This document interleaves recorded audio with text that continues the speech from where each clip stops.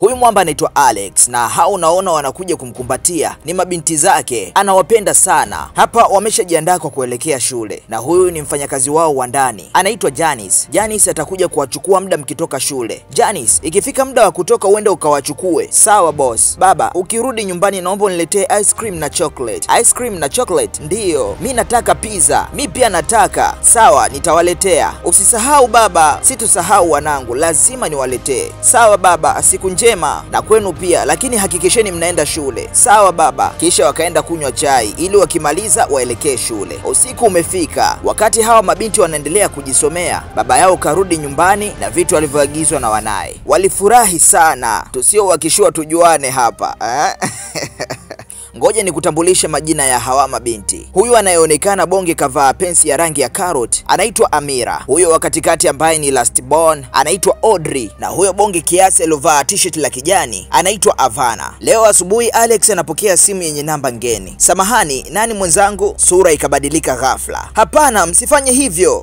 Hello. Simu ikakatwa. Bado hatujamfahamu nani kampigia Alex simu ya kumpa stress za asubuhi. Alex anaonekana na mawazo kinoma. Anakuja Janice ambaye ni mfanyakazi wa ndani. Boss, chakula chako kiko tayari, twende ukale. Hapana, sina njaa. Hapana boss, hujala chochote tangu asubuhi na uhakika utakuwa una njaa. Nimekwambia sina njaa. Sawa. Janice akaona ngoja muache tu. Watoto wake wakamfata. Baba, mbona ulikuwa unaongea na Auntie Janice kwa ukali kama vile? Hakuongea chochote kisha akaondoka. Usiku wapo wanakula chakula cha pamoja. Wanashangaa, mbona baba yao hali chakula? Baba, haupo unakula. Kitu gani kinaendelea kwako? Baba, leo siku nzima haukuwa vizuri. Kitu gani kinakusumbua? Kitu gani kinaendelea baba? Ndiyo baba, unaweza kutuambia tu. Jamaa alichosema, baba yenu amechoka, inabidi akapumzike sasa. Hapana baba, hujala chochote hapa. Hakuna shida, tutaonana kesho asubuhi.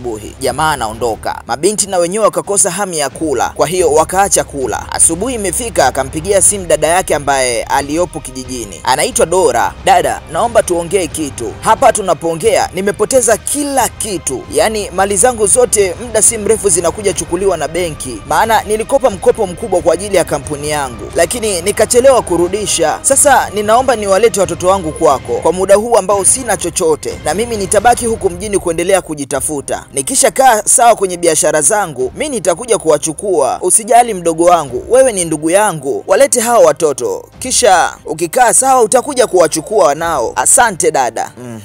Kwa hiyo tumeshaona kitu ambacho kinachompa stress Alex. Madeni bana. Sasa leo jamaa kawaandaa wanaye kwa ajili ya kuwapeleka kwa dada yake. Baba, tunaenda wapi? Tunaenda kwa dada yangu na mtakaa huko kwa kipindi kifupi tu. Tunaenda kwa dada yako? Ndiyo. Ndo wapi huko? Hapana baba, hatutaki kwenda huko. Nisikilizeni wanangu, hatuna chaguo lingine zaidi ya kufanya hivi katika hiki kipindi. Kwa sasa mtaenda kuishi kwa dada yangu, huku baba yenu nikiendelea kutafuta sehemu nyingine ya kuishi. Sawa baba, lakini tutaungana na wewe popote utakapoenda. Ndiyo baba. Hapana wanangu, inabidi mwende mkaishi kwa dada yangu kwa hiki kipindi kifupi, na waahidi nitakuja kuwachukua, msijali. Akawaingiza mabinti zake kwenye gari, kisha akawafuata wafanyakazi wake. Samahanini sana, inabidi tuondoke kwenye hii nyumba. Watu wa benki ifikapo kesho asubuhi watakuja kuichukua hii nyumba mpaka pale nitakapowalipa deni lao. Sina kingine cha kufanya. Wakaondoka wakiwa wana huzuni. Sasa wamefika kijijini. Wanangu, huyu anaitwa Auntie Dora. Kuanzia leo ndo mtakuwa mnaishi naye. Baba, mimi siwezi kuishi hapa kijijini. Nataka nirudi mjini. Pana harufu mbaya sana hapa. Ndiyo, kuna nuka sana. Huyu dogo wa kiume wanawashangaa tu hawa watoto wakishua dharau zao. Ni mtoto wa Auntie Dora. Daddy please, tunaomba tuondoke wote. Hatuwezi ishi hapa. Lakini ndo hivyo, inabidi wabaki tu. Hakuna jinsi. Dada, nimekuachia wanangu, naomba unitunzie. Najua atazoea tu kuishi na wewe, kwa hiyo nakuomba uwavumilie. Usijali mdogo wangu, watoto wako ni watoto wangu pia. Wewe nenda ukajitafute mjini kwanza, kisha ukiwa vizuri utawajia. Usiku wa kwanza mabinti kuishi kijijini. Mbona hamli sasa? Usijali, si tumeshiba. Auntie Dora, tunataka kwenda kulala, lakini ndani panaonekana kama nyumba ya panya. Hii nyumba mnaosema ni ya panya ndio tunaishi mimi na mwanangu, lakini chumba chetu tulichokuwa tunalala kilikuwa na TV na kitanda kizuri. Kwenye hii nyumba hakuna. Hawa watoto ningekuwa na walea mimi, nisingevumilia hizo dharau zao. Aise, samahani kidogo. Naomba nikukumbushe uhondo wote huu unaupata ndani ya Clever TV. Kwa hiyo nakukumbusha sana unisaidie kusubscribe chaneli hii kwa kubonyeza hiyo alama ya kengele ili uwe kwanza kupata movie mpya za nje nitakazokuletea kwa lugha yetu adhimu ya Kiswahili. Kwa wale wa TikTok ambao mnataka kwenda YouTube kutazama movie zangu, tafadhali bonyeza linki kwenye bio yangu ili ikupeleke moja kwa moja kwenye chaneli yangu ya YouTube. Sasa tuendelee. Asubuhi imefika, dogo anaonyesha watoto wakishua bafu la kwenda kuogea, bafu la Uswahilini. Usiniambie humu ndo bafuni, pananuka mno. Mungu wangu, nahitaji nirudi nyumbani. Mimi nishawaelekeza bafu lilipo, mkitaka muoge ama msioge. Subiri kwanza. Dogo akaondoka. Mmoja akaenda kuchungulia. Alivyoona bafu la hali zetu pangu pakavu tia mchuzi, akaanza piga kelele kama vile kamuona mchawi. Wakakimbilia ndani. Kwa hiyo hawakuoga. Hapa Aunty Dora anachambua mboga ya majani, mara wakishua wakaja mbele yake. Hayo mavazi ya ajabu mmeyatoa wapi? Ndo nguo zetu tumetoka nazo mjini. Sasa mkiwa na mimi, sitaki kuwaona mnavaa hizo nguo zenu za kuonyesha shingo zenu. Vaeni nguo ambazo zitawafunika pote. Aunty Dora, tuna njaa. Kusema ukweli hatujala tangu jana usiku. Jana usiku mliringa kula na mkaitusi nyumba yangu. Sasa mimi nifanyeje? Haya, sawa, lakini muda huu chakula bado hakijapikwa. Mtasubiri. Nataka niwape kazi, mtaweza? Ndiyo. Haya, unaitwa nani? Amira. Na wewe unaitwa nani? Naitwa Audrey. Na wewe? Naitwa Avana. Satana? Hapana, Avana. Amira, Audrey, Avana. Majina yenu ni magumu, mimi siyawezi, lakini unaweza kutuita wewe, wewe na wewe. Kwa hiyo niwe nawaita wewe, wewe na wewe. Hakuna shida, nitawaita hivyo. Hebu sikiliza anavyoita kwa Kiingereza.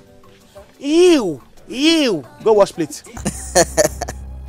Aunty Dora jau sana. Sasa leo Avana mwili umeanza kunuka. Anatafuta maji akaoge. Anafungua pipa lililopo pembeni ya bafu la uswazi, haoni maji. Basi hasira tupu tu. Dogo anatokea anamuuliza, unatafuta nini? Nilikuwa naangalia maji, nataka nikaoge. Nilikuwa naangalia maji, nataka nikaoge. Nani amekwambia ataweka maji pale kwa ajili yako? Ona, kama unataka kuoga, chukua ndoo nenda kisimani ukachote maji yako ya kuoga. Kwa heri, mimi naondoka. Wakishua akatupa ndoo kwa majibu aliyoyapata. Aunty Dora katoka nje, anataka kwenda dukani kwake, maana ana duka la vinywaji. Sasa akaamua aende na binti mmoja kati yao. Changamoto inakuja kuwaita majina. Badala aite Amira, eti anaita Miro. Miro. Aunty Dora bana, binti akaja. Aunty, sio Miro, ni Amira. Majina yenu magumu. Wewe jiandae twende dukani. Binti akakubali kishingo upande. Siku nyingine imefika, Aunty Dora anapiga zake mswaki, mabinti wakamfuata. Aunty Dora, dawa ya mswaki imeisha, pia tunataka kubadilisha na mswaki. Kwa hiyo nifanyeje? Tunahitaji nyingine. Sawa, nitawanunulia. Tunashukuru. Utatununulia kama hii? Ndiyo. Mara akaanza muita mwanae. Kubeo! Njoo na vipande vya mswaki wape ndugu zako. Show inaanza, inaletwa miswaki ya miti. Ndo nini hiki? Huu ni mswaki. Unasugua meno na kwenye ulimi unasugua hivi. Kujaribu kidogo tu anaanza piga kelele. Wakamrudishia miti yake ambayo anaita ni miswaki. Kisha wakaondoka. Watanuka midomo hao, acha walete utani tu. Avana leo kamkuta dogo anakula, akaanza kumshangaa. Vipi, unataka kula? Hapana, mimi nishazoea asubuhi baba yangu alikuwa anatupa pizza. Pizza eti? Unataka nikupige kofi, si ndio? Maana naona mmezidi kutuletea dharau zenu kila siku. Niondokee hapa. Wakishua akaondoka. Mdogo wao wa mwisho anahisi homa. Aunty Dora, Audrey anaumwa, tumpeleke hospitali. Hospitali? Ndiyo. Ila si ana homa huyu? Ndiyo. Aunty Dora akaingia ndani akatoka na kikombe. Aunty Dora, nini hiyo? Hii inaitwa Ogwiba. Inaondoa magonjwa yote madogo madogo kwenye mwili. Hapana Aunty Dora, sidhani kama ataweza kunywa hiyo dawa. Lazima anywe ili apone. Akamkaba pale hadi akanywa.